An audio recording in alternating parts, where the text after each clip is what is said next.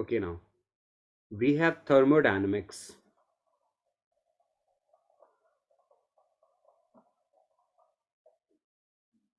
Equilibrium के बाद next जो सबसे ज्यादा वेटेज हम एक्सपेक्ट करते हैं वो इसी चैप्टर का वेट करते हैं सबसे ज्यादा। सबसे पहले तो you need to have a small idea about the numericals part. ठीक है, तो पहले हम इंपॉर्टेंट फॉर्मूलाज देख लेते हैं इस चैप्टर के।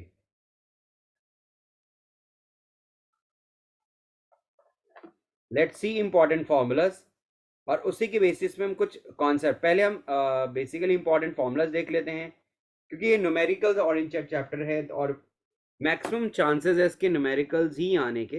तो हम बेसिकली भी फॉर्मूला देख लेते हैं और उसके बाद फिर हम थ्योरी के बारे में थोड़ा सा और डिटेल में बात कर लेंगे। तो एक क्विक रिवीजन है, रिकैप कर लेते हैं या तो सबसे पहला जो हम लोगों ने स्टार्ट किया था वो वर्क का स्टार्ट किया था। पहला एक्सप्रेशन जो था आपका वो वर्क के बारे में था। ठीक है, वर्क जब हम बात करते हैं तो वर्क हम दो तरीके से बात करते हैं। एक होता है इरिवर्सिबल,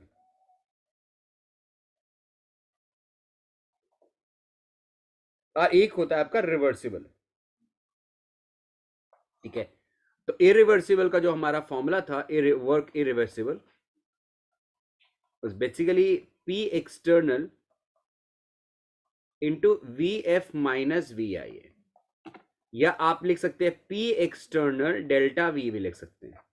अब आप बोलोगे सर इससे क्या कंक्लूजन है, तो इसमें छोटी छोटी बातें ध्यान रखनी है आपको। नोट, पहली बात, फर्स्ट पॉइंट, इन वैक्यूम, या हम बात करते हैं फ्री एक्सपेंशन की, जो आपका एक्सटर्नल प्रेशर होता है वो जीरो होता है। और क्योंकि एक्सटर्नल प्रेशर जीरो है तो वर्क जो होता है उसको हम जीरो अज्यूम करते हैं। मतलब there is no work done in case of irreversible process. Free expansion के केस में कोई भी वर्क डन नहीं होता मेरे बच्चे, पहली बात ये, पहला पॉइंट ये होता है। दूसरा, work done by the system, work done by the system को दूसरे तरीके से हम लोग कह सकते हैं एक्सपेंशन के बारे में। जब कोई सिस्टम वर्क करता है तो एक्सपेंशन की बात करते हैं, तो इस केस में फाइनल वॉल्यूम जो होता है इनिशियल से ज्यादा होता है, तो V F minus V I की वैल्यू पॉजिटिव हो जाएगी। In such case work is set to be negative, यानी वर्क डन नेगेटिव होता है अगर work done by the system होता है। Work done by the system को हम लोग मेरे बच्चे नेगेटिव अज्यूम करते हैं। Point number 3 is work done on the system. तो work done on the system जो होगा इसको हम लोग बाय डिफॉल्ट कह सकते हैं it is V F is less than zero, less than initial, यानी इसमें कंप्रेशन हो रहा है बेटा। तो इस केस में जो वर्क डन होता है वो work is positive plus P delta we. Important formulas या इंपॉर्टेंट कॉन्सेप्ट भी आप इसको कह सकते हो। एक एक करके हम सारी चीजों को कंसिडर करेंगे। ठीक है, तो हमारा ये हो गया।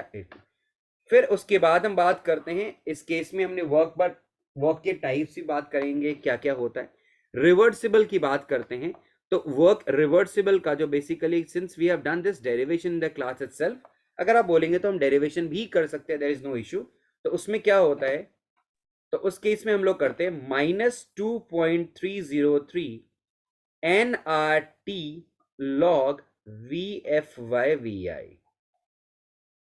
ठीक है, और आपको पता है क्योंकि ये रिवर्सिबल के साथ साथ एक और चीज हम यहाँ पे ऐड करते हैं, आइसोथर्मल प्रोसेस। तो आइसोथर्मल प्रोसेस भी आप यहाँ पे ऐड करेंगे, आइसोथर्मल वर्ड भी डालेंगे यहाँ पे। तो इसमें तो कहते हैं उस केस में क्या होता है, आइसोथर्मल प्रोसेस जो होते हैं उसमें एक कॉन्सेप्ट होता है P1/P2 is equal to V2 bye V1 होता है। ये कब होता है, एट कांस्टेंट टेम्परेचर। सर इसको बॉयल्स लॉ भी बोलते हैं। हाँ बिल्कुल, एट कांस्टेंट, ये बॉयल्स लॉ के अकॉर्डिंगली है, बिल्कुल है। तो हमने इस वर्क रिवर्सिबल को मेरे बच्चे क्या बोल दिया, it is minus 2.303 nRT log PI by PF, यानी P initial by P final. ये हो गया। अब आपको एक चीज ध्यान रखना है, अकॉर्डिंग टू फर्स्ट लॉ, जो हम लोगों ने क्लास में भी करा था, according to first law of thermodynamics, उसके हिसाब से क्या था मेरे बच्चे, फर्स्ट लॉ ऑफ थर्मोडायनेमिक्स के हिसाब से delta U is equal to Q plus W होता है, ठीक है। और फॉर आइसोथर्मल प्रोसेस, जितने भी आइसोथर्मल प्रोसेस होते हैं उसमें ऑब्वियसली डेल्टा टी की वैल्यू जीरो हो जाएगी, therefore delta V will also be equal to zero. तो हम कह सकते हैं क्यू रिवर्सिबल जो होता है वो माइनस ऑफ डब्ल्यू रिवर्स, यानी work is negative of heat.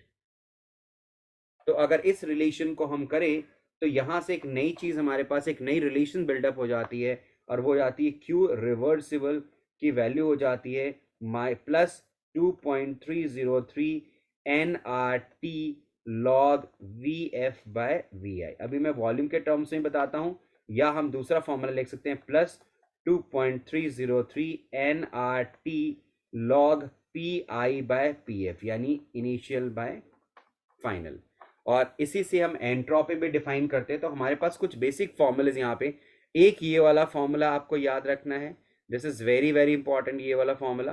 The next formula we have this heat को डिपेंड करता है कि आपके पेपर में आपको क्या निकालने के लिए कहा जाता है। और एक और याद रखना है, डेल्टा एस का फॉर्मूला वो क्यू रिवर्सिबल बाय टेम्परेचर होता है। तो डेल्टा एस को आप निकाल सकते हो, अगर आप टीचर्स थोड़े से अच्छे क्वेश्चन बनाते हैं तो आपको इस रिलेटेड में भी आपको क्वेश्चन आपको मिल सकता है बेटा। ये एक रिलेशनशिप होगा, डेल्टा एस का फॉर्मूला भी हो जाएगा, टी बस गायब हो जाएगा। तो this is my basic formulas. हाँ, इसके बेसिस पे न्यूमेरिकल्स भी है obviously, we will do few question based on it. तो मैं आपको वो भी करा दूंगा ताकि आपकी कॉन्सेप्ट क्लैरिटी हो जाए कि भाई वर्क डन कैसे करना होता है, इसके न्यूमेरिकल्स कैसे आ सकते हैं। वर्क डन दोनों लेवल पे हमने देखा है बेटा, work done by the system भी है और work done on the system है, ठीक है। अब इसी के बेसिस पे हम कुछ क्वेश्चन देख लेते हैं कैसे हमारा क्वेश्चन डिफाइन होता है, आगे मूव ऑन कर जाते। मैंने बहुत सारे प्रोसेस के बारे में बताया था, देखो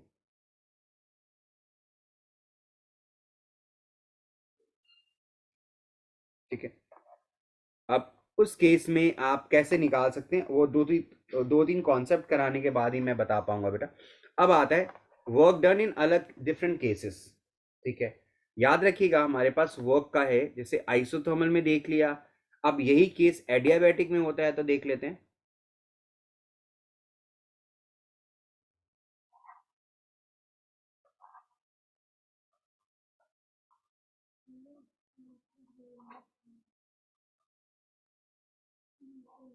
आपको पता होना चाहिए, ये हमारे वैसे तो हमारे सिलेबस में नहीं है वर्कडन, इसलिए फिलहाल अभी क्योंकि हम एनसीईआरटी फोकस कर रहे हैं तो फिलहाल हम एनसीईआरटी पे ही अभी रिलाई करते हैं।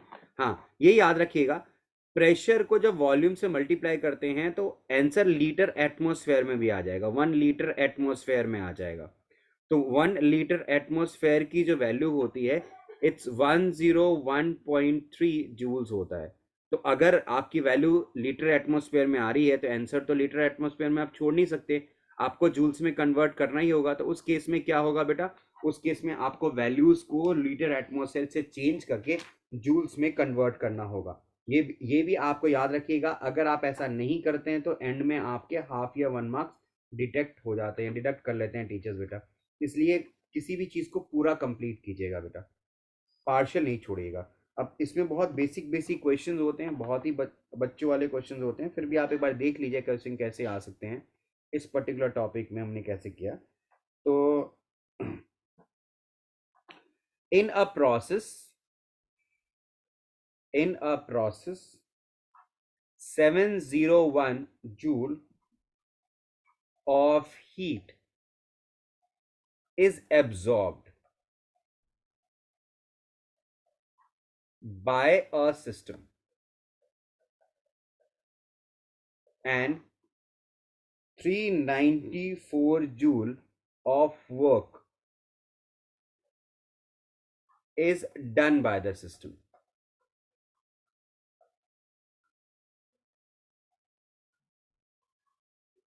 Calculate delta U. आप देखिए एक सिंपल सी बात याद रखिएगा, हीट के बारे में, हीट मतलब हो गया क्यू, तो ये अगर हीट एब्जॉर्ब्ड होता है, अगर हीट एब्जॉर्ब्ड होगा, आपकी वैल्यू बढ़ रही है, तो हीट एब्जॉर्ब को हम क्या कहते हैं, ग्रेटर देन जीरो, यानी पॉजिटिव होता है। और इस केस में अगर हीट रिलीज्ड होता है तो इस केस में Q is less than zero, यानी नेगेटिव होता है। इसी तरह वर्क के बारे में मैंने ऑलरेडी आपको बता दिया था, ऑन द सिस्टम हो रहा होगा तो ये वर्क जो होता है वो पॉजिटिव हो जाता है, और बाय द सिस्टम होता है तो अभी जस्ट मैंने बताया था वर्क आपका नेगेटिव हो जाता है। अब हमने इस अपने कॉन्सेप्ट के हिसाब से देखना है कि अकॉर्डिंग टू फर्स्ट लॉ के हिसाब से हम देखेंगे तो डेल्टा यू की वैल्यू होती है Q प्लस डब्ल्यू। तो क्योंकि हीट एब्जॉर्ब कर रहा है सिस्टम, तो इसको तो मैं पॉजिटिव ले लूंगा और 701 हो जाएगा जूल्स, लेकिन work will be taken as negative क्योंकि work done by the system. तो डेल्टा यू की वैल्यू आपको पता ही है फिर क्या होना है। गिव मी दी आंसर मेरे बच्चे, आपको पता चल ही गया होगा आंसर क्या आना है।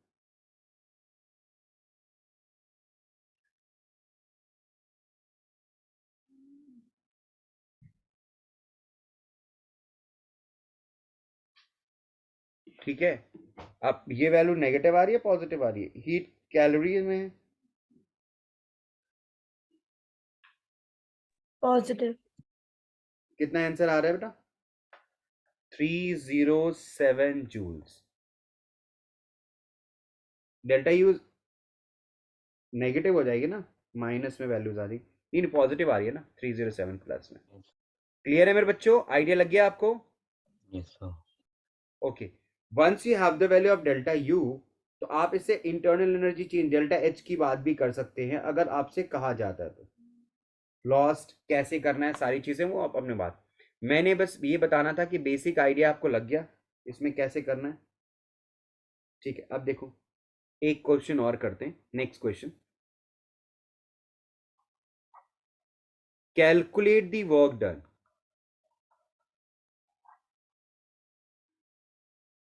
वर्क डन कैलकुलेट करना है by a gas, by again when it is irreversibly compressed। सारे अपनी वीडियोस ऑन कर लेंगे बेटा, by a pressure of 0.5 atm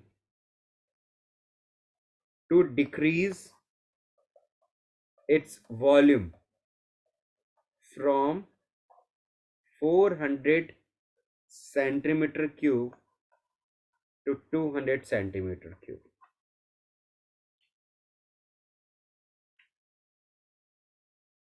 तो ये हमारा करना है बेटा। Okay,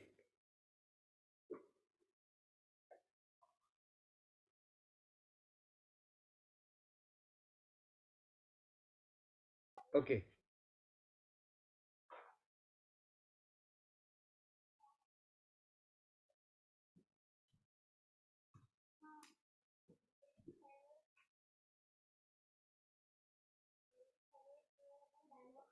okay, okay. अब क्योंकि ये इरिवर्सिबल कॉन्सेप्ट क्लियरली लिखा हुआ है तो इसमें हमने फॉर्मूला दूसरा लगाना ही नहीं है। वर्क इरिवर्सिबल क्या होता है, इट्स माइनस पी एक्सटर्नल, फिर होता है वी एफ माइनस वी आई, तो हम वही फॉर्मूला यहाँ पे लगा देंगे। ये प्रेशर ऑलरेडी आपके पास वैल्यूज गिवन है बेटा, तो हम सिंपल सा लगाते हैं logic, work is equal to minus 0.5। Sir 10.13 joules.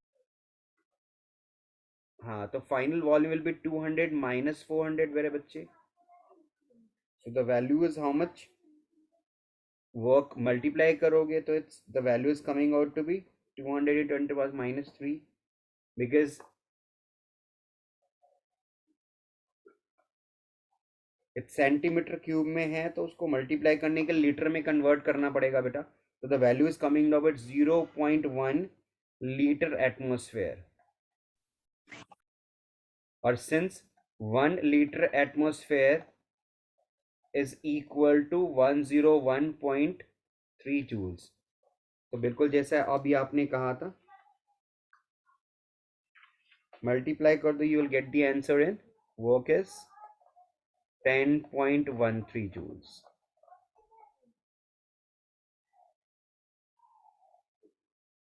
दोनों अपने फॉर्मूले से बेटा.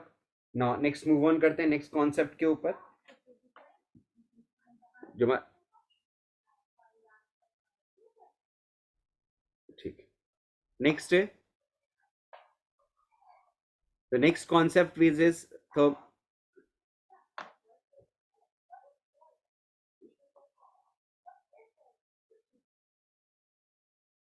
thermodynamic properties.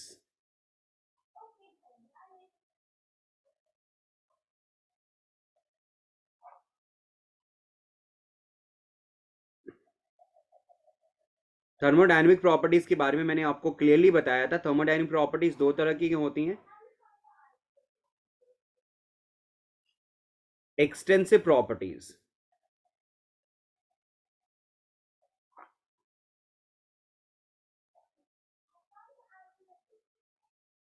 whose value depends upon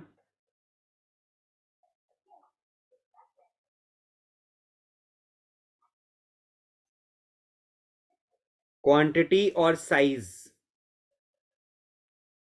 of the matter, or additive in nature,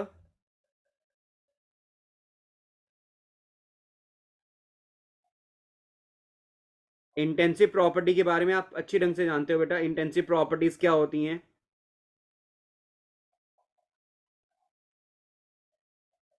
whose value does not depends upon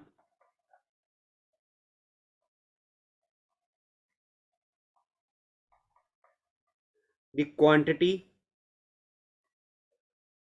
or size of the matter.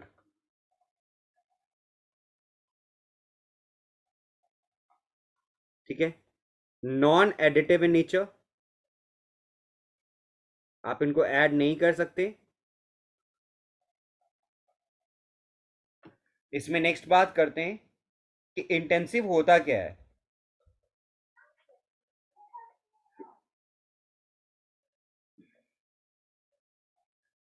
आप कोई भी extensive property ले लीजिए, उस एक्सटेंसिव प्रॉपर्टी को आप तीन चीज से डिवाइड कर दो, मास से, वॉल्यूम से, या फिर मोल्स से डिवाइड कर दो. इन तीनों में किसी से डिवाइड कर दो, वो इंटेंसिव हो जाता है. या हम ये भी कह सकते हैं, दूसरा कॉन्सेप्ट ये भी मैंने आपको बताया था, ratio of two extensive is intensive. ठीक है बेटा. अब सिंपल सा लॉजिक क्या है, फॉर एग्जाम्पल इसके बहुत सारे एग्जाम्पल्स हैं आपके सामने, बहुत सारी चीजें आपने करा होगा. मास ले लो, वॉल्यूम ले लो, हीट ले लो, हीट कैपेसिटी ले लीजिए, इंटरनल एनर्जी ले लीजिए,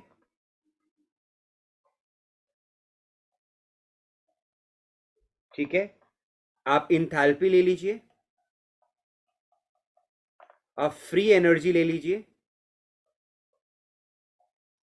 आप वर्क ले लीजिए, आप एंट्रोपी ले लीजिए. ठीक है. This all are extensive property. वैसे तो कोई लिमिट नहीं है, बहुत सारी चीजें और भी हैं, बट इसके एग्जाम्पल्स में इंटेंसिव के examples I am gonna right at this place. तो इसका एग्जाम्पल है डेंसिटी ले लीजिए, पीएच ले लीजिए, कॉन्सेंट्रेशन टर्म्स. कॉन्सेंट्रेशन टर्म्स में कौन कौन सा आ जाता है? जैसे आपका मोलैरिटी हो गया, जैसे आपका मोलैलिटी हो गया, जैसे आपका मोल फ्रैक्शन हो गया, जैसे आपका ppm एटसेट्रा कुछ भी हो गया ऐसा, ठीक है। Then we have refractive index. Next हो गया ऑल मोलर टर्म्स, जितनी भी मोलर टर्म्स होते हैं they all are intensive. Molar मतलब हो गया just like molar volume,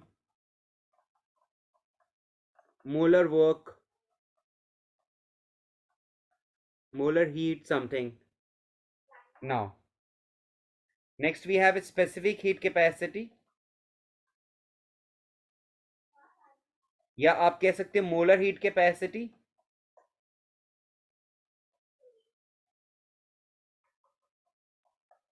this all are intensive property.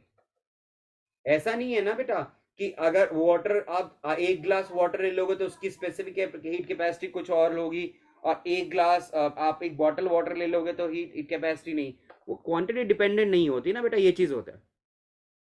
तो ये मैंने आपको बेसिकली बताया है, दिस इज थर्मोडायनेमिक प्रॉपर्टी, जो कि बहुत इंपॉर्टेंट है। आप गिब्स फ्री एनर्जी को आप ऐड नहीं कर सकते, आप इंटरनल एनर्जी को आप ऐड कर सकते हो, फ्री एनर्जी को ऐड कर सकते हो, लेकिन कल को किसी ने पूछा ईएमएफ को ऐड कर सकते हैं आप, ई नॉट सेल की वैल्यू ऐड कर सकते हो। ऐसे डायरेक्टली ई नॉट रिडक्शन की बात कर रहे हैं तो आप उसको डायरेक्टली ऐड नहीं कर सकते, पीएच को ऐड नहीं कर सकते ना। आप ऐसे बोल सकते pH 3 plus pH 4 is equal to solution को मिक्स करोगे तो pH 7 हो जाएगा, ऐसा नहीं कर सकते। तो ये याद रखना है कि हमारे को एक्सटेंसिव प्रॉपर्टी, इंटेंसिव प्रॉपर्टी, ये भी बड़े इंपॉर्टेंटली हमारे एग्जाम्स में आते हैं बेटा, ठीक है। बहुत ज्यादा यूज किया हुआ हम लोगों ने इस टर्म को, बहुत ज्यादा, तो ये हमारे एग्जाम्स में क्वेश्चन आते हैं। तो बेटा ये चीज हम लोगों ने पढ़ा है, दो टर्म्स ऑलरेडी आपने ये सारी चीजें करी हुई है, इसलिए बहुत ज्यादा इस पर स्ट्रेस देने की जरूरत नहीं है आपको। Now the next we have is laws of thermodynamics.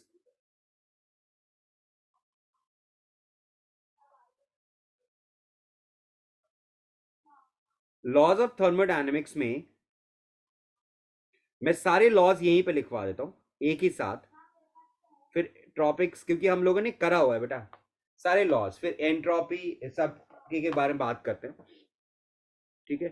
पहले बात करें जीरोथ लॉ के बारे में।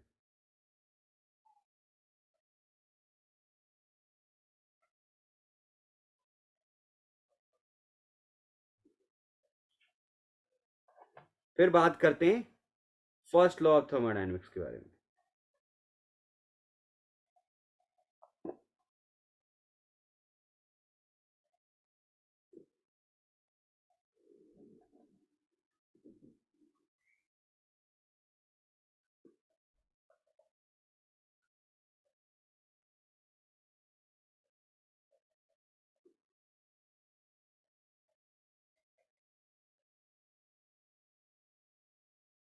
Next we have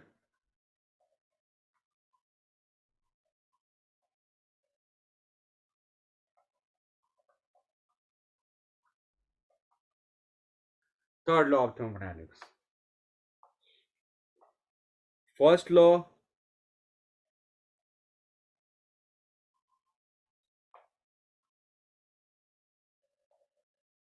second law,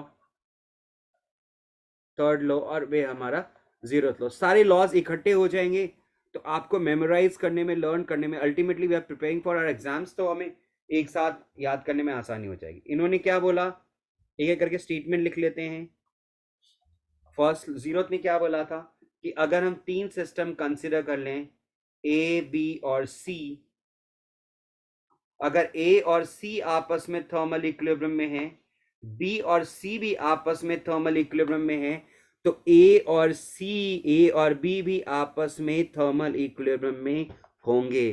क्या ये स्टेटमेंट लिखवाने की जरूरत है मेरे बच्चों को? ये क्लियर है मेरे बच्चे, यस और नो? Yes, sir. दूसरा लॉ कहता Yes, है sir. कि total energy of an isolated system, total energy of an isolated system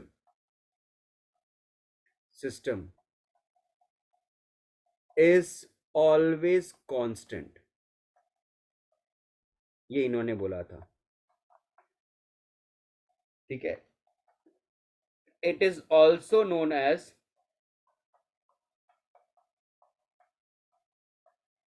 law of conservation of energy.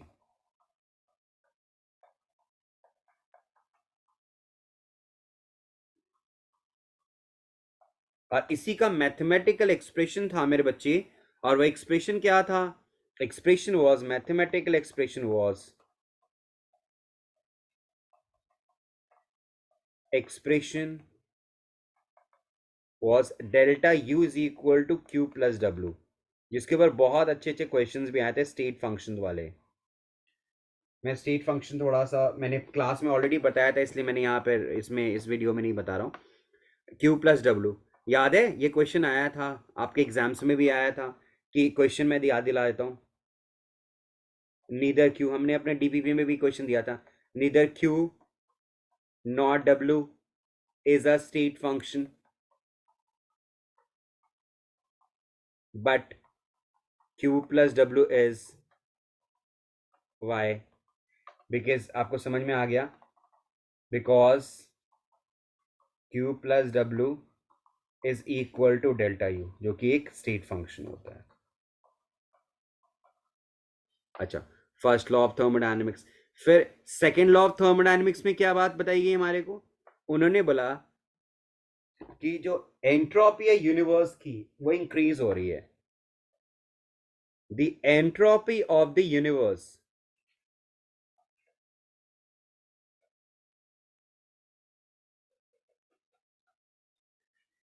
is increasing during the course of spontaneous change.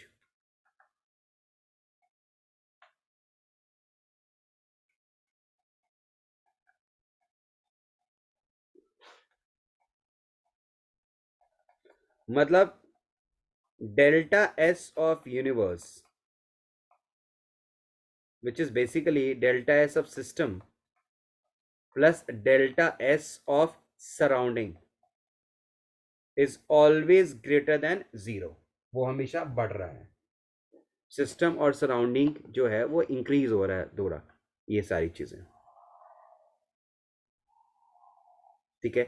ये फिर next में क्या कहा गया? फिर थर्ड लॉ में, यानी इस ये दोनों लॉ जो हैं, सेकेंड और थर्ड लॉ, ये दोनों एंट्रोपी की बात कर रहे हैं। और एंट्रोपी किस चीज की बात करता है? ये बात करता है रैंडमनेस की, यानी डिसऑर्डरनेस की। तो आपको मेरे बच्चों को याद रखना है इस चीज को, कि रैंडमनेस और डिसऑर्डरनेस बहुत ज्यादा इंपॉर्टेंट टर्म है। ये दो लॉ इस पे बेस्ड हैं। इसमें भी अभी इन्होंने क्या बोला? The entropy of perfectly crystalline body, crystalline body at absolute zero is zero। ये किसी क्रिस्टलाइन बॉडी की अगर एब्सोल्यूट जीरो पे देखेंगे तो उसकी एंट्रोपी जीरो होती है मेरे बच्चे, ऐसा इन्होंने बोला था। ठीक है, अब हम बात करते हैं आपके नेक्स्ट कॉन्सेप्ट पे। ये भी हम लोगों ने बेसिकली कर लिया। अब हम बात करते हैं इंटरनल एनर्जी पे।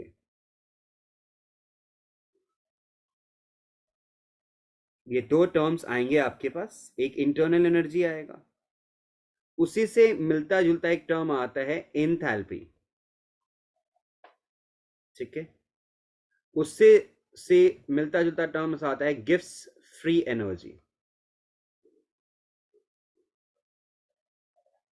इसको H से डिनोट करते हैं मेरे बच्चे, इसको U से डिनोट करते हैं, और इसको आप G से डिनोट करते हैं।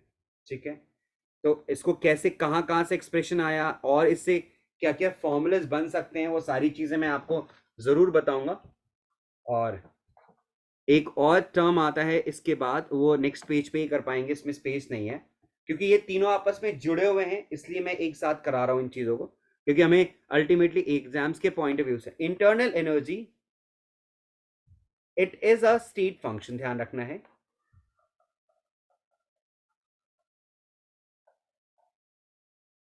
Energy stored within the body। ठीक है, और एक मैथमेटिकल एक्सप्रेशन के accordingly first law of thermodynamics में बताया था delta U is equal to Q plus W होता है। ये डेल्टा यू को कहते हैं चेंज इन इंटरनल एनर्जी।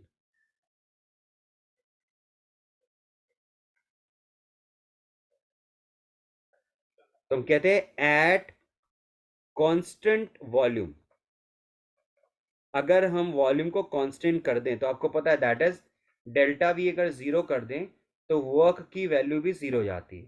तो डेल्टा यू जो होता है वो क्यू के बराबर हो जाता है।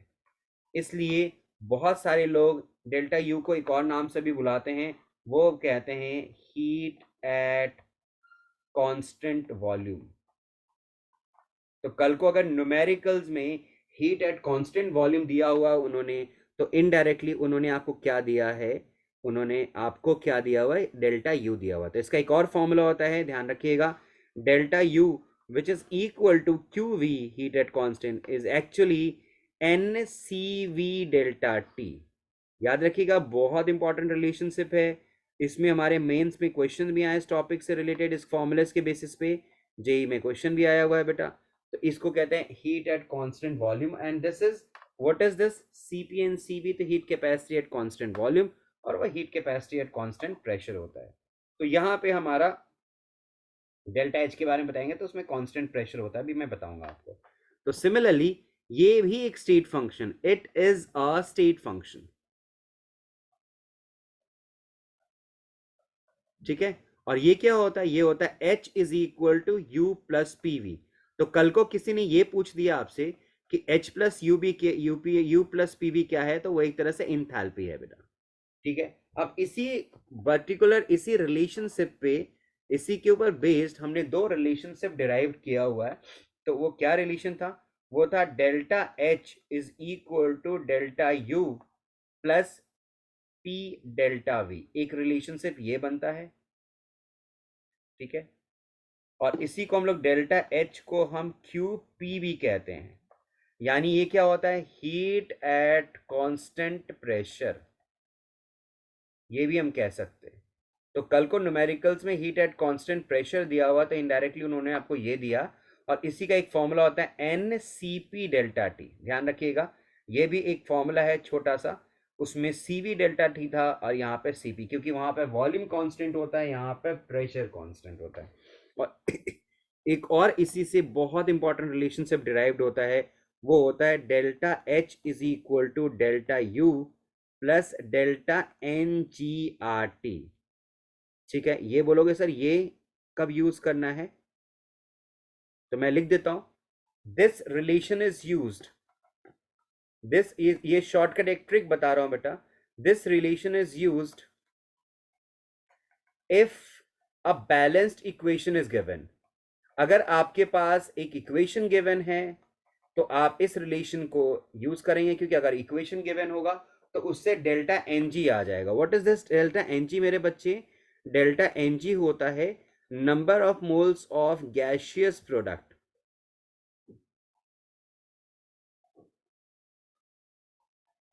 Product minus number of moles of gaseous reactant.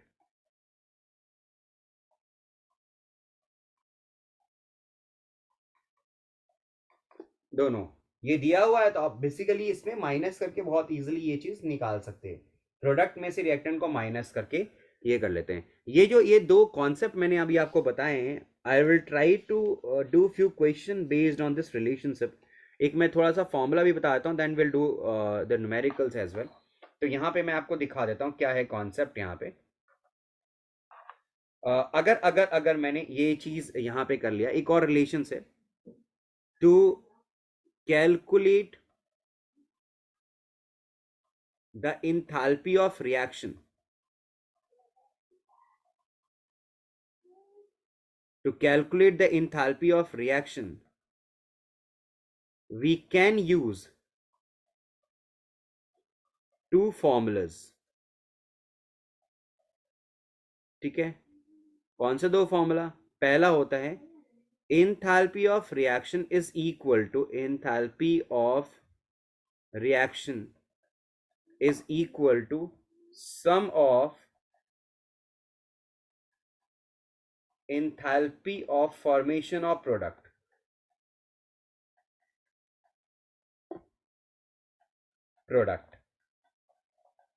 minus sum of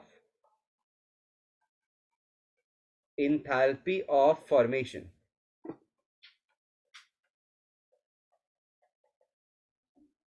of reactant.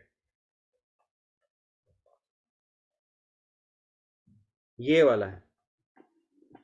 दूसरा फॉर्मूला क्या होता है एंथैल्पी ऑफ रिएक्शन का? Enthalpy of reaction is equal to sum of bond enthalpies of reactant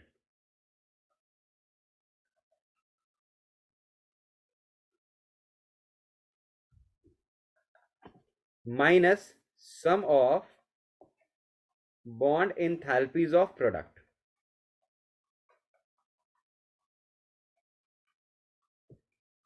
और ये रिलेशन एक लॉ से आया, जिस लॉ को हम बहुत ही फेमस सा लॉ है, हेसेस लॉ. इस लॉ में हमें यही बताया गया था कि the enthalpy change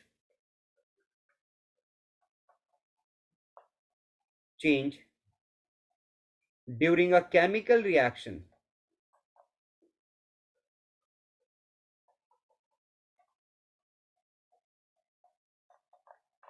is same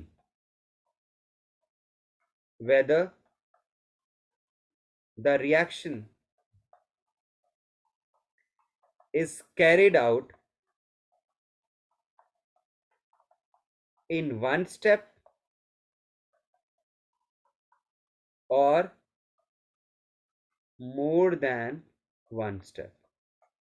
आप किसी रिएक्शन को एक स्टेप में कर रहे हो या 10 स्टेप में कर रहे हो, आपकी एंथैल्पीज पे कोई फर्क नहीं पड़ेगा. जैसे एग्जांपल की तरह मैं बताता हूं. फॉर एग्जांपल,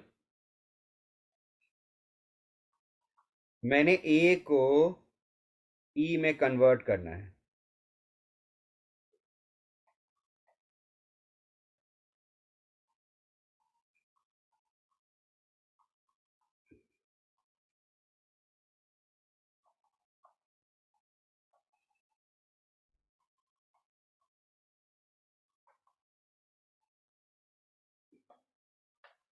तो ये जो डेल्टा एच आर होता है उन सब के सम के बराबर होता है.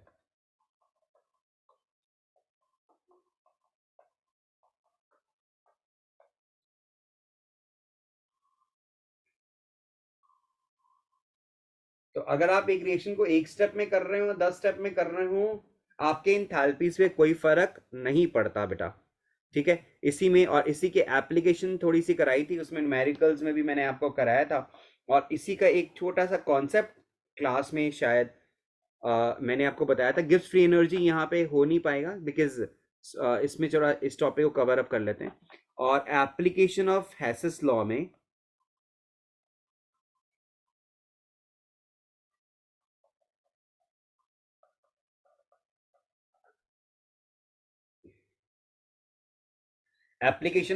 लॉ में मैंने जो सबसे इंपॉर्टेंट एप्लीकेशन था वो आपका बॉर्न हेवर्ड साइकिल था.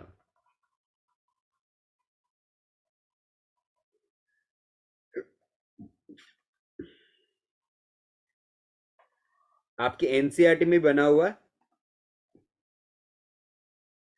Na सॉलिड, और ये हमने क्लोरीन के साथ रिएक्ट करवाया तो हमारा NaCl बना. इसमें जितनी भी एंथैल्पीज लगी थी हम लोगों ने लगा दी. फिर एक आयोनिक कंपाउंड को बनाने का दूसरा मेथड होता है कि आप उसको आयन से बना सकते हैं. ठीक है. तो Na प्लस जब Cl माइनस के साथ कंबाइन करेगा तो बनाता है NaCl, जिसकी एक स्पेसिफिक लेटिस एंथैल्पी होती है.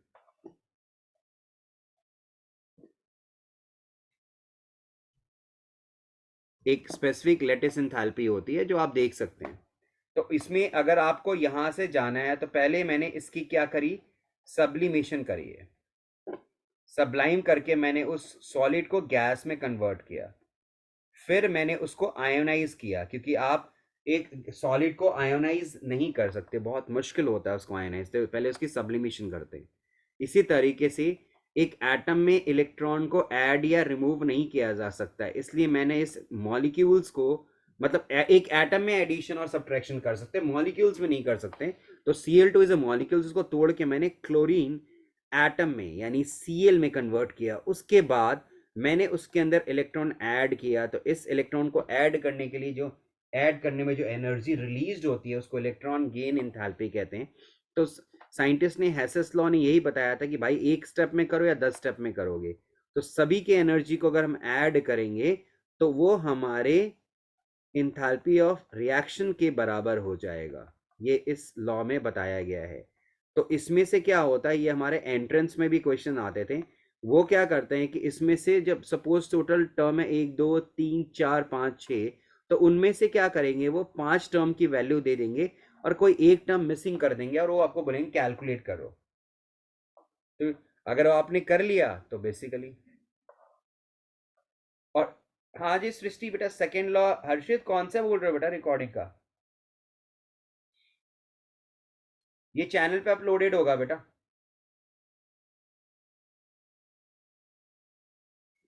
ठीक है। इसी तरह फिर मैंने किसका किसका कराया था आपको, MgCl2 का भी कराया था, फिर मैंने आपको MgBr2 का भी कराया था, फिर मैंने आपको AlBr3 का भी करवाया था, बॉर्न हेबर्ट साइकिल, सबका बॉर्न हेबर्ट साइकिल लिखवाया था। और मैंने आपको बताया था कैलकुलेट करने का तरीका, उसका कैसे हम कैलकुलेट करते हैं। लेटेस्ट इंथैल्पी की वैल्यू बहुत इंपॉर्टेंट होती है, बस ध्यान रखना है बेटा ये चीज, very very important for your CBSE as well, बहुत ज़्यादा इंपॉर्टेंट होता है। अब हमारे पास होता है क्वेश्चंस की, सर इसके क्वेश्चंस कैसे आ सकते हैं। बिल्कुल, मैं इसके क्वेश्चंस एक साथ करा देता हूँ, थोड़ा सा हम थ्योरी पहले कवर अप कर लेते हैं मेरे बच्चे, फिर will go in detail about the numericals part as well. अब हम बात करते हैं हमारी स्पॉन्टेनियस प्रोसेस की। स्पॉन्टेनियस प्रोसेस क्या होता है, एक बार स्टार्ट कर दो फिर होता रहेगा। उसको या तो खुद ब खुद होने वाला, या उसको एक बार इनिशिएट कहते हैं, either takes place on its own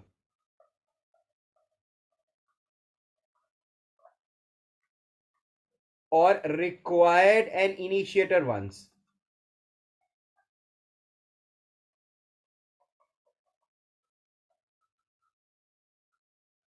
एक बार या तो उसको स्टार्ट करने की जरूरत होती है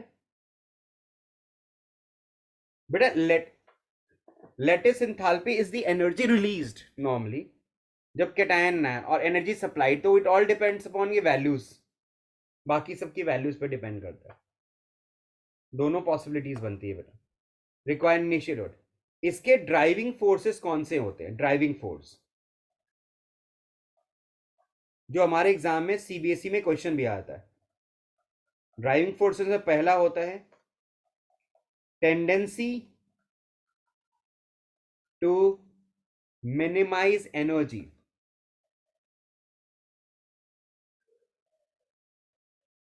दैट इज, और एनर्जी कम कब होगी आपकी, जब आप सराउंडिंग को लूज करोगे। That is process should be exothermic.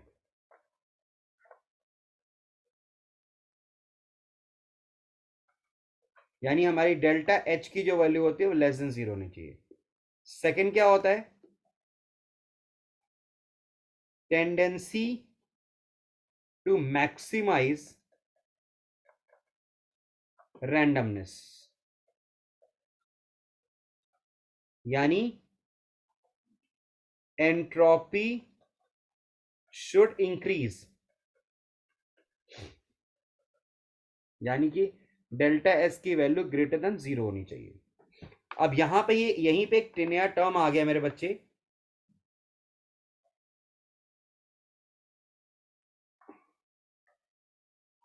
यहीं पे एक टर्म आ गया, और वो टर्म क्या था हमारा,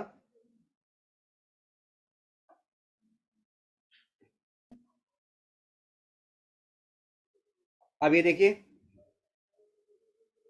entropy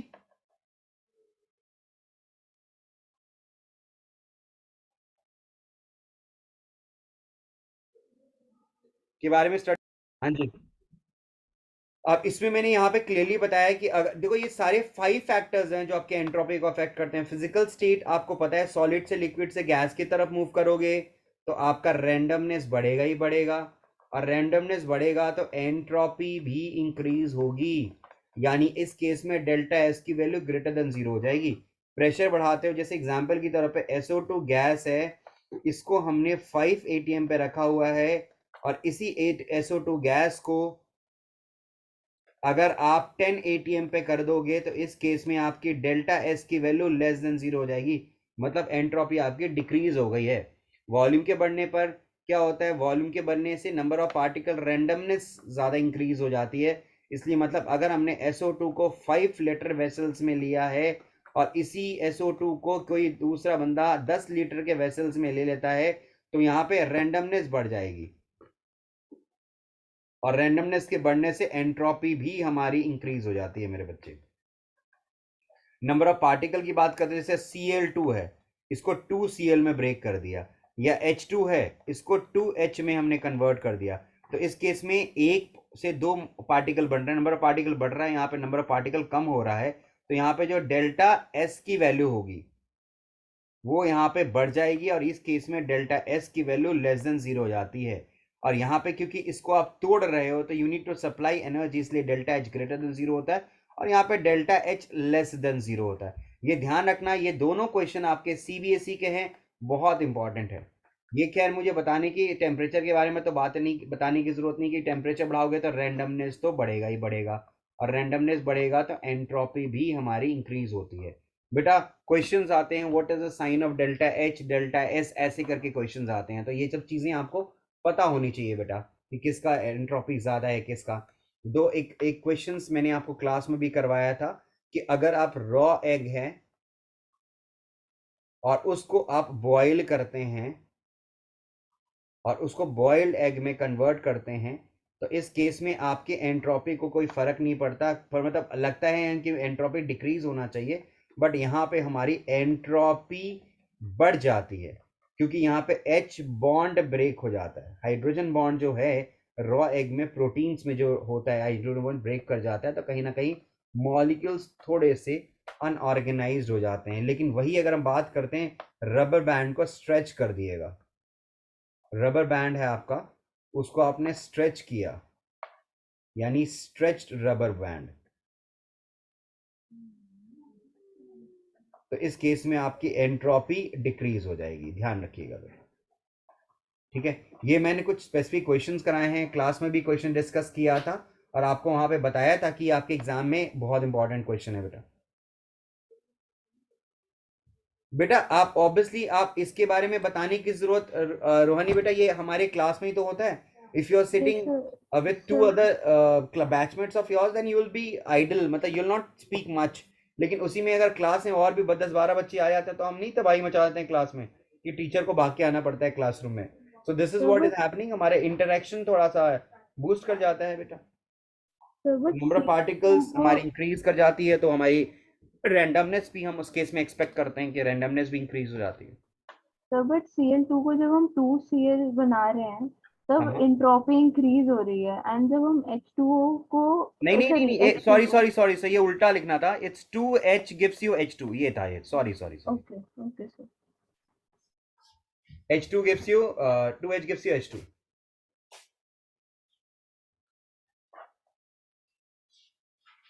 gives free energy or gives free,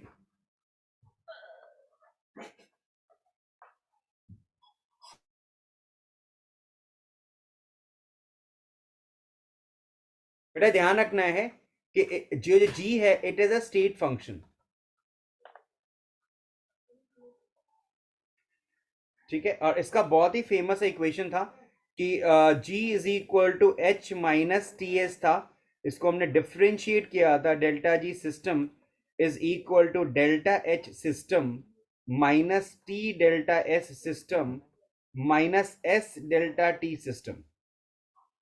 तो अगर हम बात करते हैं at constant temperature,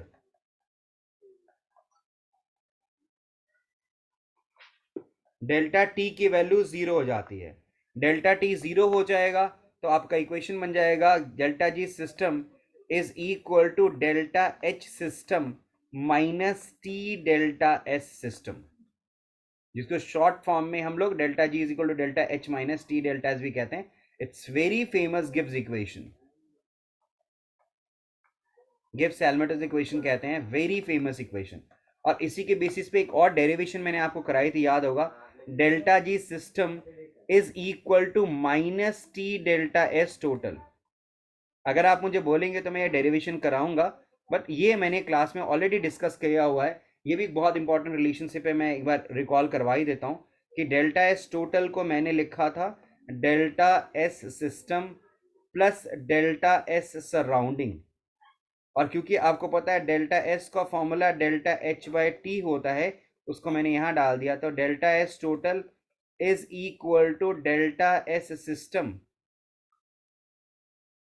plus delta H surrounding upon temperature. तो ये हो जाएगा delta S system plus minus delta H system divided by temperature. तो ये हमने कर दिया T delta S system minus delta H system upon T हो गया, और ये डेल्टा एस टोटल हो गया यहाँ पे.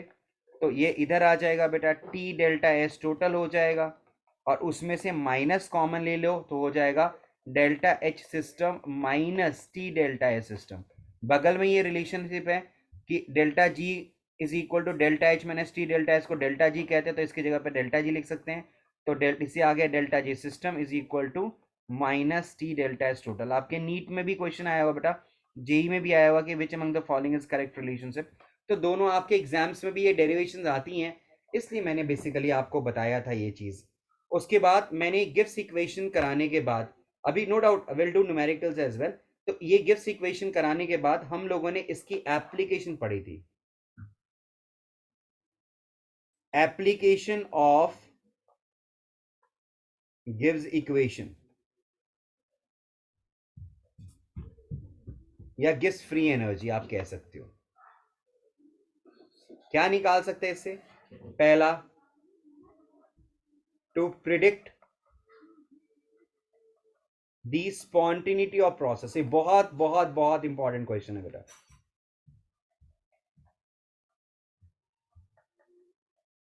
हाँ, याद रखिएगा ये चीज इसमें एक. तो हम ये बात करते हैं कि डेल्टा जी की वैल्यू अगर 0 के बराबर है, या डेल्टा जी ग्रेटर देन 0 है, या डेल्टा जी लेस देन 0 है, तो इस केस में हम बात करते हैं तीनों में डेल्टा जी 0 है यानी कि सिस्टम इज इन इक्विलिब्रियम.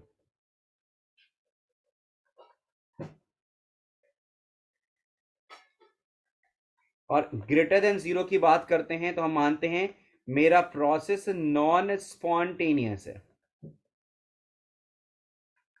और लेस देन 0 की बात करते हैं तो हम प्रोसेस को बोलते हैं spontaneous.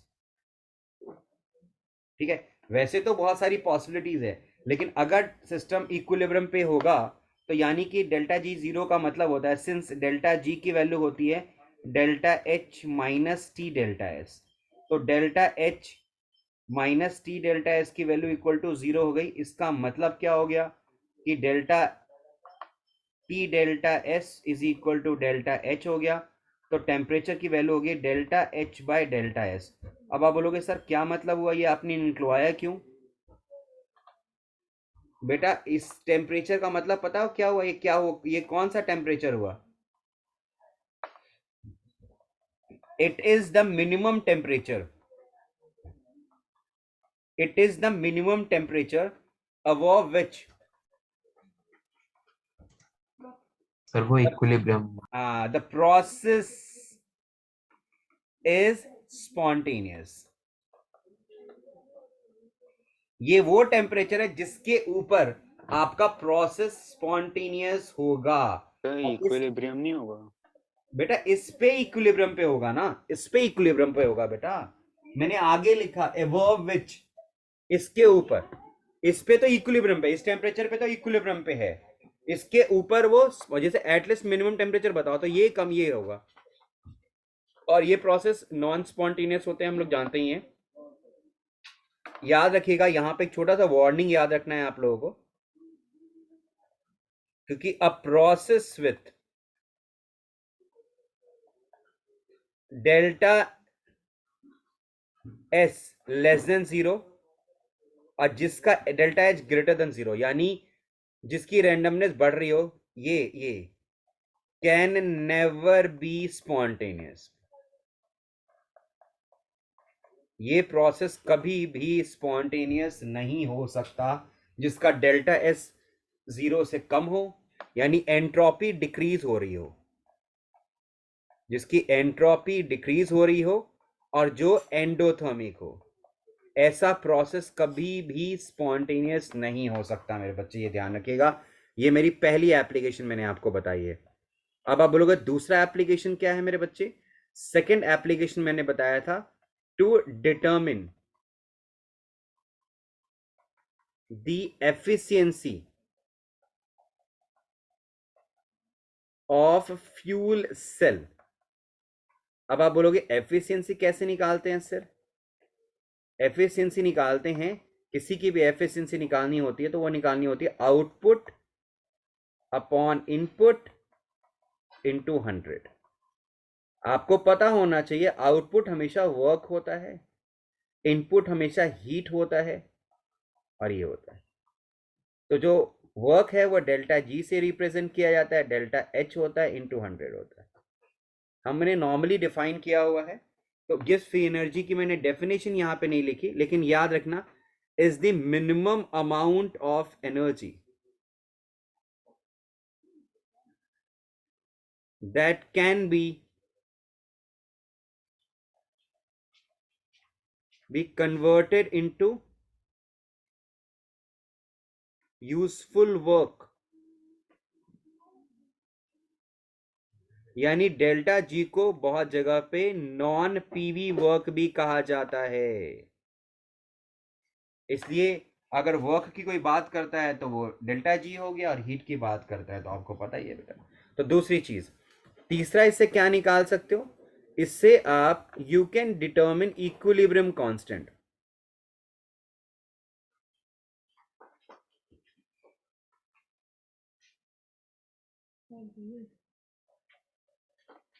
Can be determine equilibrium constant can be determine. अब इसका क्या था एक रिलेशनशिप, मैं यहां पे दिखा देता हूं, यहां पे इधर लिख लीजिएगा, determination of equilibrium constant.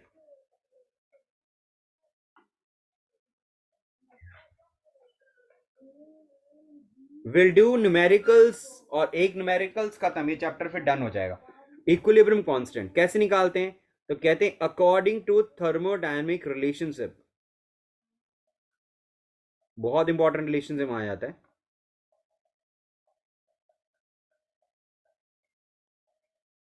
Delta G is equal to delta G naught plus 2.303 RT log QC at equilibrium।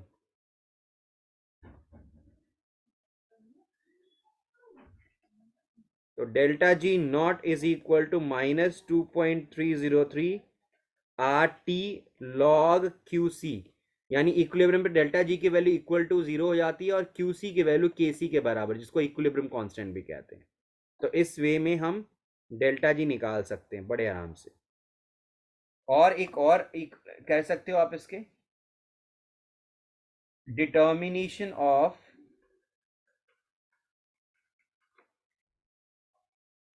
EMF, या कह सकते ई नॉट सेल।